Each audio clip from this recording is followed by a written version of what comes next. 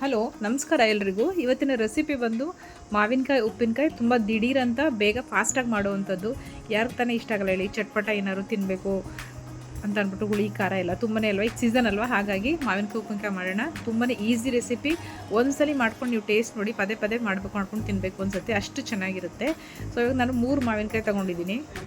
ಈ 3 ಮಾವಿನಕಾಯಿನ ನಾನು ನೀಟಾಗಿ ತೊಳೆದು ಒಂದು ಒಣಗಿರೋ ಬಟ್ಟೆಯಲ್ಲಿ ನೀಟಾಗಿ ಒರೆಸ್ಕೊಂಡಿದ್ದೀನಿ. ನೀರು ಇರಬಾರ್ದು. ಆ ಥರ ಬೀಜ ಅಕಸ್ಮಾತ್ ಏನಾದ್ರು ಇದ್ದರೆ ತೆಗೆದುಬಿಡಿ. ತುಂಬ ಜಾಸ್ತಿ ಬಲ್ತಿರೋದು ಕೂಡ ಆಗಬಾರ್ದು. ಇವಾಗ ಇದನ್ನು ಕಟ್ ಮಾಡ್ಕೊಳ್ಳೋಣ. ಉದ್ದುದ್ದು ಕಟ್ ಮಾಡ್ಕೊತಾ ಇದ್ದೀನಿ ನಾನು. ಇದನ್ನು ನಾವು ಮಾಮೂಲಿ ಉಪ್ಪಿನಕಾಯಿ ಮಾಡಬೇಕಾದ್ರೆ ನಾವು ಯಾವಾಗಲೂ ನೋಡಿರೋದು ಹೇಗೆ ಚಿಕ್ಕಕ್ಕೆ ಸ್ವಲ್ಪ ದಪ್ಪ ಪೀಸ್ಗಳ ಕಟ್ ಮಾಡ್ಕೊತೀವಲ್ವ, ಇವತ್ತು ನಾವು ಮಾಡ್ತೀವಂಥ ಉಪ್ಪಿನಕಾಯಿ ಬಂದು ಉದ್ದುದ್ದು ಕಟ್ ಮಾಡಿಕೊಂಡು ಮಾಡೋಣ. ಇದು ಒಂಥರ ತುಂಬ ಟೇಸ್ಟು ಡಿಫ್ರೆಂಟ್ ಆಗಿರುತ್ತೆ. ಯಾವುದೇ ಮಸಾಲೆ ರುಬ್ಬೋ ಅವಶ್ಯಕತೆ ಇಲ್ಲ, ತುಂಬ ಬೇಗನೆ ಆಗುತ್ತೆ, ಮತ್ತು ಏನೊಂಥರ ಡಿಫ್ರೆಂಟ್ ಟೇಸ್ಟ್ ಇದೆ. ಒಂದ್ಸಲಿ ಮಾಡಿ ನೋಡಿ. ಯಾರಿಗೆ ತಾನೇ ಮಾವಿನಕಾಯಿ ಉಪ್ಪಿನಕಾಯಿ ಇಷ್ಟ ಇಲ್ಲ, ಎಲ್ರಿಗೂ, ಮಕ್ಕಳಿಂದ ಹಿಡಿದು ದೊಡ್ಡವರು ಎಲ್ರಿಗೂ ತುಂಬ ಫೇವ್ರೇಟ್ ಅಂತಂದರೆ ಮಾವಿನಕಾಯಿ ಉಪ್ಪಿನಕಾಯಿ. ಸೊ ಶುರು ಮಾಡೋಣ. ಇವಾಗ ಇದಕ್ಕೆ ನಾನು ಒಂದು ಪಿಂಕ್ ಸಾಲ್ಟ್ ಉಪಯೋಗಿಸ್ತಾ ಇದ್ದೀನಿ. ನಿಮ್ಮನೆ ಯಾವುದಿದೆ ಉಪ್ಪು ಅದನ್ನು ಪುಡಿ ಆದರೂ ಸರಿ, ಕಲ್ಲುಪ್ಪಾದರೂ ಸರಿ ಅದನ್ನು ಉಪಯೋಗಿಸಿ. ನಾನಿಲ್ಲಿ 3 ಟೇಬಲ್ ಸ್ಪೂನಷ್ಟು ಉಪ್ಪನ್ನು ಹಾಕೋತಾ ಇದ್ದೀನಿ.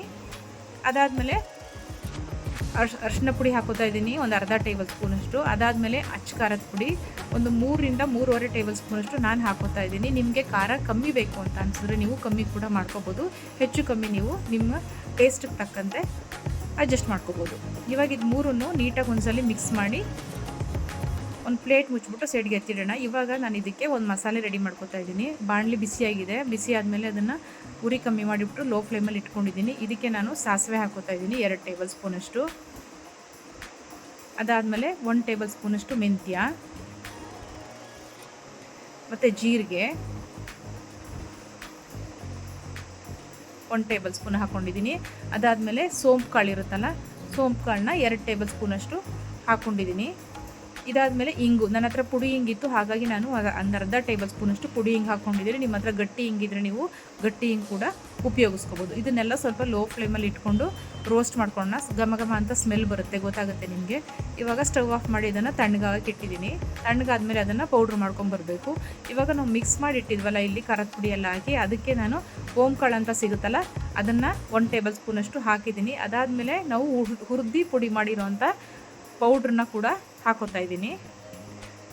ಒಂದು 3 ಟೇಬಲ್ ಸ್ಪೂನಷ್ಟು ಹಾಕೊಂಡು ಅದನ್ನು ನೀಟಾಗಿ ಮಿಕ್ಸ್ ಮಾಡ್ಕೋಬೇಕು. ಓಂಕಾಳು ಹಾಕೋದ್ರಿಂದ ಏನಾಗುತ್ತೆ, ಏನೋ ಒಂಥರ ಡಿಫ್ರೆಂಟ್, ಎಲ್ಲ ಒಂಥರ ಸೋಂಪು ಓಂಕಾಳು ಎಲ್ಲ ಆಗೋದ್ರಿಂದ ಏನೋ ಒಂಥರ ಫ್ಲೇವರ್ ಚೇಂಜ್ ಇರುತ್ತೆ. ಹಾಗಾಗಿ ನಾನಿಲ್ಲಿ ಒಗ್ಗರಣೆಗೆ ಅಂತ ಹೇಳಿ ಎಣ್ಣೆ ಇಟ್ಕೊಂಡಿದ್ದೀನಿ. ಒಂದು 7 ರಿಂದ 8 ಟೇಬಲ್ ಸ್ಪೂನಷ್ಟು ಎಣ್ಣೆ ತುಂಬ ಚೆನ್ನಾಗಿ ಕಾದೋಗ್ಬಿಟ್ಟಿದೆ. ಇಷ್ಟು ಕಾಯೋ ಅವಶ್ಯಕತೆ ಇಲ್ಲ, ಸ್ವಲ್ಪ ಕಮ್ಮಿ ಬಿಸಿ ಆದರೆ ಸಾಕು. ಇದಕ್ಕೆ ನಾನು ಜೀರಿಗೆ, ಬೆಳ್ಳುಳ್ಳಿ ಜಜ್ಜಿರೋದು, ಒಣಮೆಣ್ಸಿನ್ಕಾಯಿ ಮತ್ತು ಸಾಸಿವೆ ಹಾಕೋತಾ ಇದ್ದೀನಿ. ಇದಿಷ್ಟು ಆದಮೇಲೆ ಇದನ್ನು ಆಫ್ ಮಾಡಿ ತಣ್ಣಗಾಗಕ್ಕೆ ಬಿಡಬೇಕು. ಎಣ್ಣೆ ಫುಲ್ಲು ತಣ್ಣಗಾದಮೇಲೆ ಉಪ್ಪಿನಕಾಯಿನೂ ಮಿಕ್ಸ್ ಮಾಡಿ ಇಟ್ಕೊಂಡಿದ್ವಲ್ಲ ಅದಕ್ಕೆ ಸೇರಿಸ್ಕೋಬೇಕು. ಬಿಸಿ ಎಣ್ಣೆ ಯಾವುದೇ ಕಾರಣಕ್ಕೂ ಹಾಕಬೇಡಿ. ಒಗ್ಗರಣೆ ಮಾಡಿರೋದನ್ನು ಅದು ಫುಲ್ ತಣ್ಣಗಾದ್ಮೇಲೆ ಹಾಕೋಬೇಕು. ಇದನ್ನು ಹಾಕಿ ಇವಾಗ ನೀಟಾಗಿ ಮಿಕ್ಸ್ ಮಾಡಿ ಒಂದು 2 to 3 ಅವರ್ಸ್ ಬಿಟ್ಬಿಡಿ. ಮಾವಿನಕಾಯಿ ಎಲ್ಲ ಏನಾಗುತ್ತೆ, ಆ ಉಪ್ಪು ಖಾರ ಎಲ್ಲ ಹಿಡಿದು ಸಾಫ್ಟ್ ಆಗುತ್ತೆ. ಒಂದಿನ ಬಿಟ್ಟರೆ ಸಂಜೆ ಅಷ್ಟೊತ್ತಿಗೂ, ನೀವು ಮಧ್ಯಾಹ್ನ ಮಾಡಿದ್ರೆ ಸಂಜೆ ಅಷ್ಟೊತ್ತಿಗೂ ತುಂಬ ಚೆನ್ನಾಗಿ ಹೊಂದ್ಕೊಳ್ಳುತ್ತೆ. ತುಂಬಾ ಚೆನ್ನಾಗಿರುತ್ತೆ ಟೇಸ್ಟು. ಸೊ ನೀವು ಒಂದ್ಸಲ ಈ ಥರ ಮಾಡಿರುವಂಥ ಸ್ಪೆಷಲ್ ಉಪ್ಪಿನಕಾಯಿ ಹೇಗಿತ್ತು ಅಂತ ನೀವು ಟ್ರೈ ಮಾಡಿ, ಮತ್ತು ನಮಗೆ ಕಮೆಂಟ್ಸಲ್ಲಿ ತಿಳಿಸಿ ಹೇಗಿತ್ತು ಅಂತ.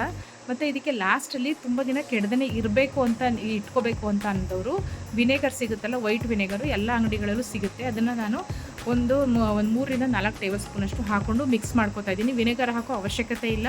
ನೀವು ಅಕಸ್ಮಾತ್ ತುಂಬ ದಿನ ಇಡ್ತೀನಿ ಅಂತ ಅಂದರೆ ಮಾತ್ರ ಇದನ್ನು ವಿನೆಗರ್ ಹಾಕಬೇಕಾಗುತ್ತೆ. ನಮ್ಗೆ ಬೇಕಾಗಿರೋ ನಾವು ಬೇಗನೆ ಖಾಲಿ ಮಾಡ್ಕೋತೀವಿ ಅಂತಂದರೆ ವಿನೆಗರ್ ಹಾಕೋ ಅವಶ್ಯಕತೆ ಏನಿರಲ್ಲ. ಎಲ್ಲ ಇವಾಗ ಲಾಸ್ಟಲ್ಲಿ ಹಾಕಿ ಎಲ್ಲ ಲಿಡ್ ಕ್ಲೋಸ್ ಮಾಡಿ ಇಡ್ತಿದ್ದೀನಿ ನೋಡಿ. ಇವಾಗ ನೋಡಿ ಒಂದು 4 to 5 ಅವರ್ಸ್ ಬಿಟ್ಟ ಮೇಲೆ ಉಪ್ಪಿನಕಾಯಿ ತುಂಬಾ ಚೆನ್ನಾಗಿದೆ. ನಮ್ಮ ಚಾನಲ್ನ ಸಬ್ಸ್ಕ್ರೈಬ್ ಮಾಡ್ಕೊಳ್ಳಿ. Thanks for watching.